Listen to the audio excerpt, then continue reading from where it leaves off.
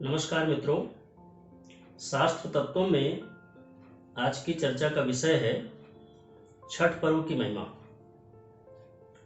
जैसा कि आप सभी जानते हैं, भारत पर्वों का देश कहा जाता है, जहां हर महीने कोई न कोई पर्व त्यौहार मनाया जाता है।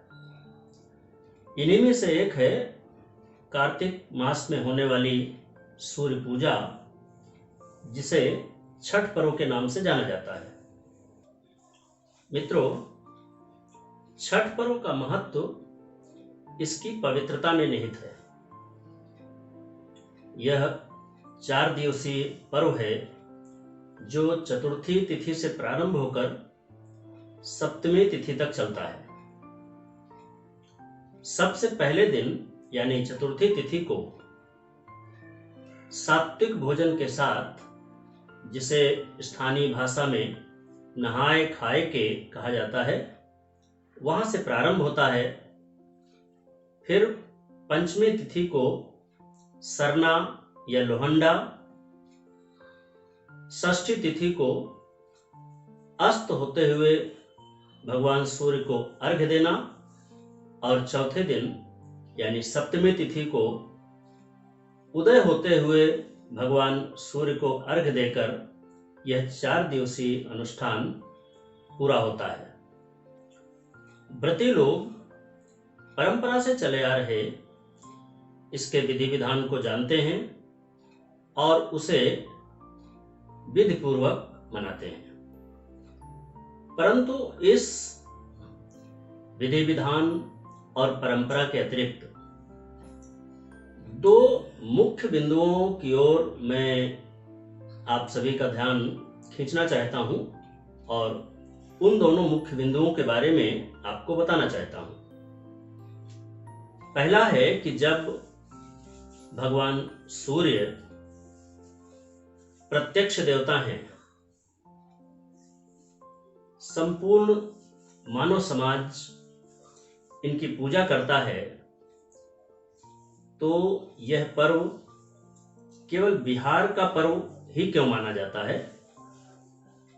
और दूसरा ये कि जब यह पर्व भगवान सूर्य की आराधना से, उनकी उपासना से जुड़ा हुआ है, तो इसमें छठ मैया के गीत क्यों गाए जाते हैं, छठ मैया के भजन क्यों गाए जाते हैं, छठ मैया का इस पर्व से और सूर्य की आराधना से क्या संबंध है। अब मैं पहले बिंदु के बारे में आपको बताना चाहता हूं कि ज्योतिष शास्त्र में भगवान सूर्य को संतान का कारक ग्रह बताया गया है, और वैदिक चिकित्सा विज्ञान में कुष्ठ जैसे असाध्य रोगों की चिकित्सा भी सूर्य की किरणों से बताई गई है। यह कहा जाता है कि कुष्ठ जैसे असाध्य रोग को ठीक करने के लिए मग ब्राह्मणों ने ही सर्वप्रथम भगवान सूर्य की पूजा की और अपने राजा का कुष्ठ रोग ठीक करने में सफल हुए। मग ब्राह्मण भगवान सूर्य के उपासक थे, और जिस क्षेत्र में इनका बाहुल्य था, अपने क्षेत्र में बाहुल्य होने के कारण वह क्षेत्र मगध क्षेत्र कहा गया। यह मगध क्षेत्र ही आज का बिहार प्रदेश है। इसलिए यह छठ पूजा बिहार प्रांत की या बिहार क्षेत्र की पूजा मानी जाती है। अब मैं आपको इस पर्व के दूसरे बिंदु के बारे में बताना चाहता हूं। भारतीय धर्मशास्त्र में षोडश मातृकाओं का उल्लेख मिलता है। ये षोडश मातृकाएं 16 देवियां हैं: गौरी, पद्मा, शची, मेधा, सावित्री, विजया, जया, देवसेना स्वधा स्वाहा मातरः लोकमातरः हृष्टिः पुष्टिः तथा तुष्टिः आत्मनः कुलदेवता। इन 16 में से जो देवसेना है इन्हें ही मनसा देवी या षष्ठी देवी भी कहा जाता है।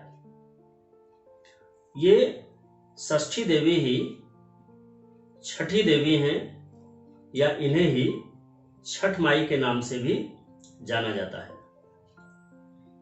ये षष्ठी देवी ही बच्चों की देवी हैं जो उन्हें स्वस्थ रखती हैं, उनके आयु की रक्षा करती हैं और उन्हें दीर्घ जीवन प्रदान करती हैं।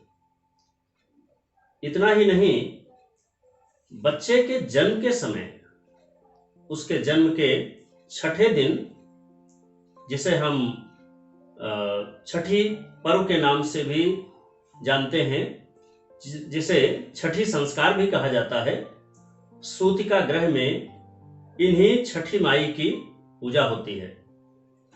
इनकी आराधना से जो लोग निसंतान होते हैं उनको संतान की प्राप्ति भी होती है। इसीलिए इस छठ पर्व में आरोग्यता के लिए भगवान सूर्य की उपासना के साथ छठी माई के व्रत का और उनकी आराधना का विधान भी किया गया है, जो बच्चों को स्वस्थ रखती हैं, उन्हें दीर्घायु बनाती हैं। व्रत पर्वों के रहस्यों को जानने के लिए इसी प्रकार सुनते रहिए शास्त्र तत्वों को।